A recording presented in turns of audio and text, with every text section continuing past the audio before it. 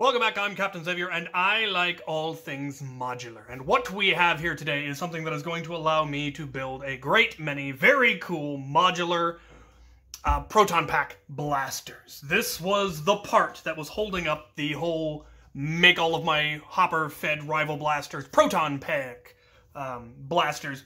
And I now have it. It is perfect, and it is gorgeous, and I'm going to talk about it. This is the result of one Justin Sprecher from Sprecher3D. All of his links will be down in the description. Sprecher3D on Facebook, Sprecher3D@gmail.com. Links. His work is gorgeous, and I'm going to show it off here. He's a member of the auxiliary. He reached out to me about being part of the Strifle project, the standard issued Strifle project. But I already had a team working on that, so I asked him if he could design me the train.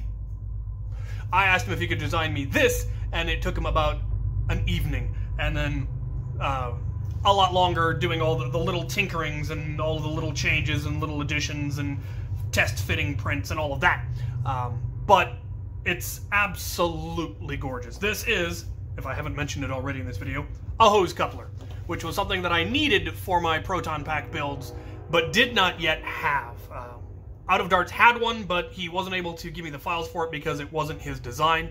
They did finally give me the files because they came up with a new design, but by then I had this one, which, in my opinion, is way, way cooler. First of all, it's knurled. Did you see that knurling? He put knurling on it.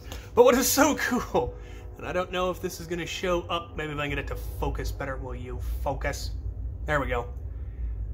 It is so well designed that when it's actually coupled, you can't see the seam very easily because it just looks like another layer in the print. But in fact, it does come apart and then fits back together, and when it's locked in place, the knurling lines up and the line disappears. And it's not quite an airtight seal, but it's pretty darn close to an airtight seal.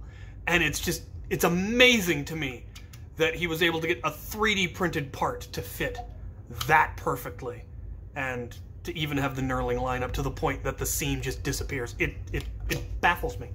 On the one end, it does rotate freely. It is two parts that are printed together. They are printed at the same time. He designed it so that there's no supports necessary, but that those two parts are inherently nested, which is something you can only do with 3D printing. You couldn't make that as a single, this out part as a single part. You'd have to have had it in two parts that clamped around it. But that's one of the beautiful things about 3D printing, is you make it as it goes and it just fits inside, and it allows the one end to rotate freely so that you can rotate the blaster and so the hose doesn't get all twisted and bound up. The other side doesn't have that because it only needs to rotate on the one side. So this would be the side that attaches to the hose, this would be the side that would be attached to your blaster, and they would just connect together. It's so cool. I love it. So yeah, he designed this for me, and he focus.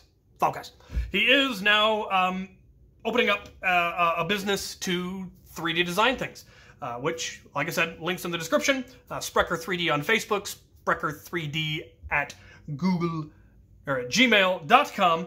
You can reach out to him to commission him to design things for you. Now, I don't know what his prices are going to be. I don't know what his turnaround time is going to be.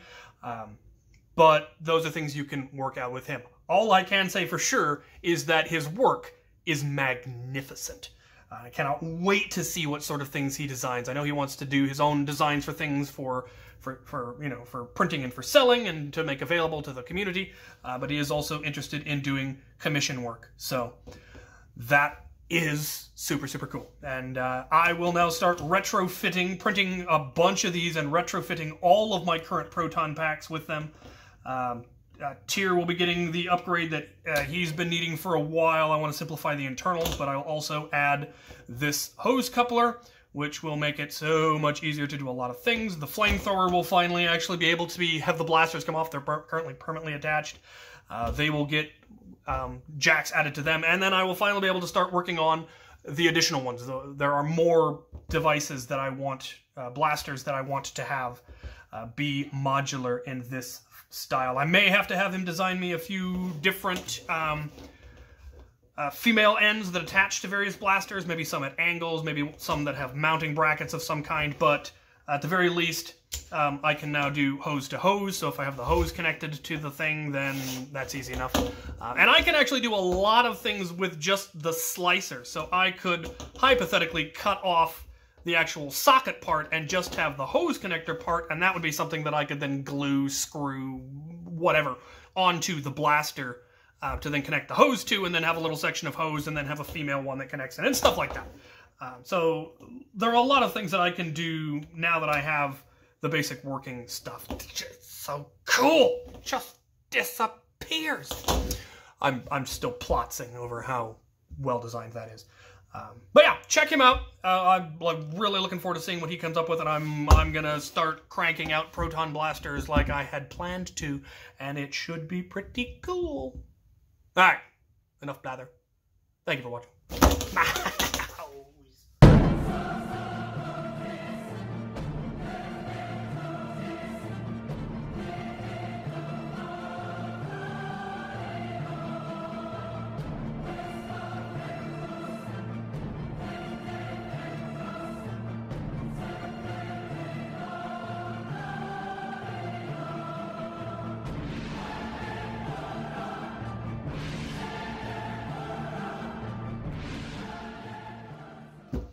I also would just like to say that his last name is also my favorite brand of root beer, Sprecher. Currently out of Sprecher. Need to find a new source for Sprecher. I mean, there's the internet, but it's not the same. Now I want root beer, and I'm out of root beer. There's a plague on. Stay safe, everybody.